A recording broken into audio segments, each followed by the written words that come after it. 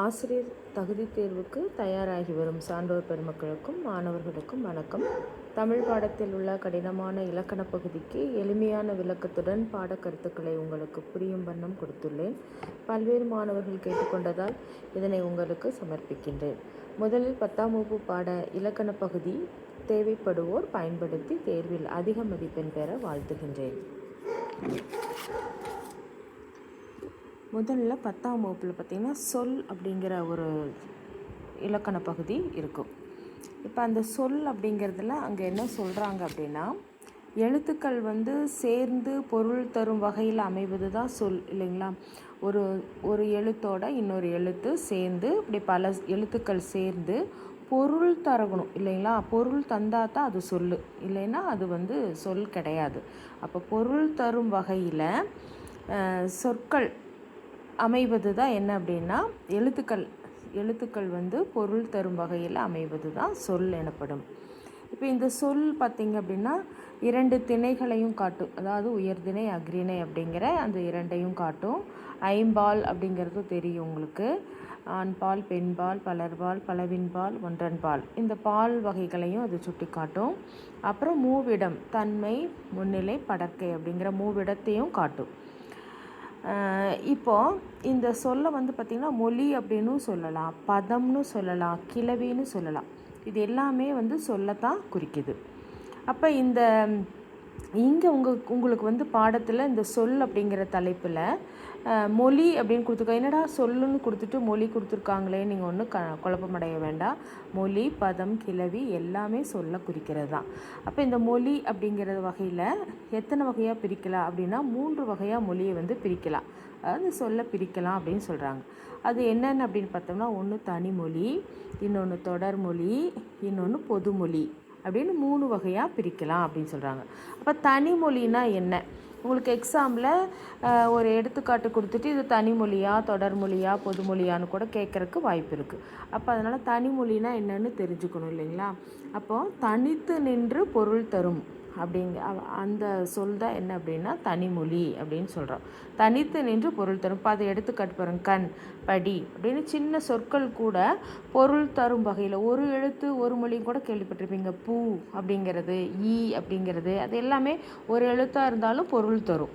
அப்படி தனித்து நின்று ஒரு பொருளை தரக்கூடியது அந்த சொற்கள் தான் தனிமொழி அப்படின்னு சொல்கிறோம். தனித்து நின்று பொருள் தரும் சொல் தான் தனிமொழி அப்படின்னு சொல்கிறோம்.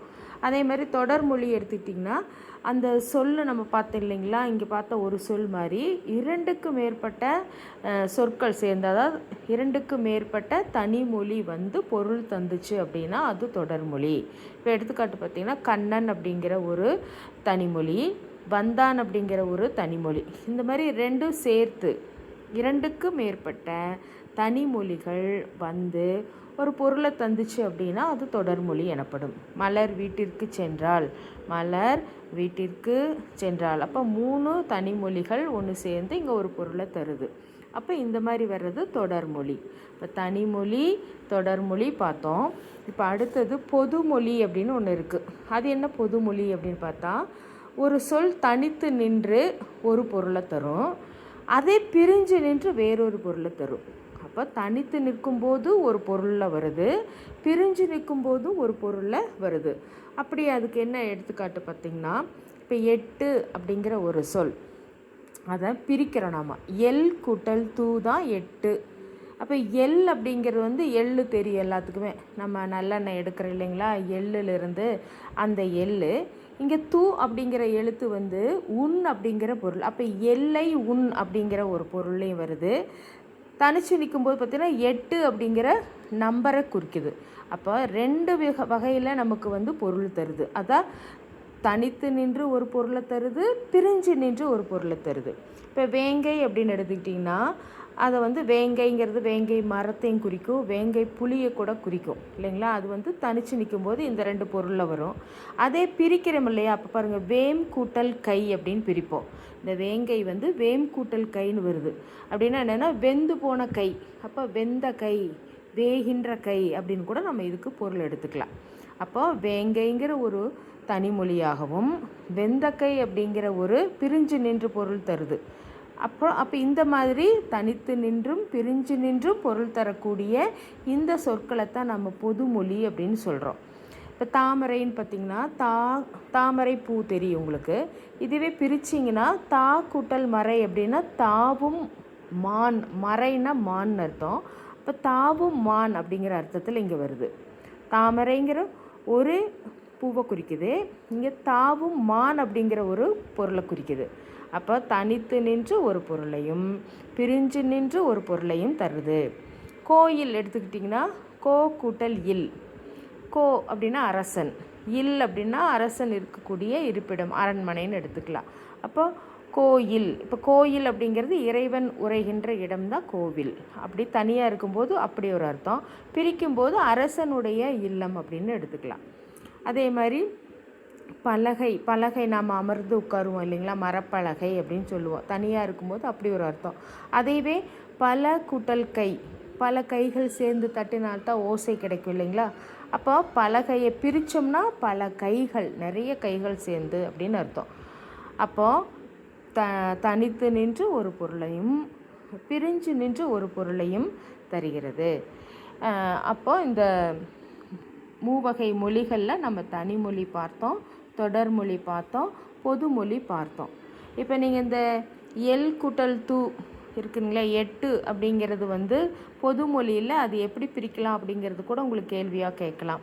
வேங்கை அப்படிங்கிறத எப்படி பிரிக்கலாம், அந்த வேம் கூட்டல் கை வெந்தக்கை அப்படி சொல்கிறீங்களா, தாமரை தாவும் மான். அப்போ என்ன அர்த்தம் அப்படிங்கிறதுலையும் கூட நம்ம ஏதாவது ஒன்றில் 3 சாய்ஸ் கொடுத்து அந்த மாதிரி கேட்குறக்கு வாய்ப்பு இருக்குது. அதனால் இதை நல்லா பார்த்துக்கோங்க. தனிமொழி, தொடர்மொழி, பொதுமொழி. இப்போ 3 வகையான மொழிகள் எத்தனை வகைப்படும் அப்படின்னு கூட கொடுத்துட்டு கீழே 1 2 3ன்னு கொடுக்கலாம். அதில் நாம் 3 மொழிகள் இருக்குது அப்படிங்கிறத நம்ம தெரிஞ்சுக்கணும்.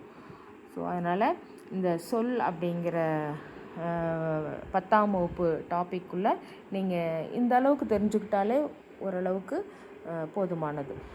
முதல்ல நம்ம ஆரம்பிக்கும் போது ரொம்ப எளிமையாக ஷார்ட்டாக ஆரம்பிச்சுக்கலாம் அப்படிங்கிறக்காக தான் இதை உங்களுக்கு இவ்வளவு இதாக ஈஸியாக சொல்லித்தர மாதிரி பண்ணியிருக்கோம். இது ரொம்ப டீப்பாக போக வேண்டியதில்லை, ஷார்ட்டாக இது மாதிரி தெரிஞ்சுட்டிங்கன்னா போதும். சொல்லுனா என்ன, எழுத்துக்கள் எல்லாம் ஒன்று சேர்ந்து பொருள் தரணும், அதுதான் சொல்லு.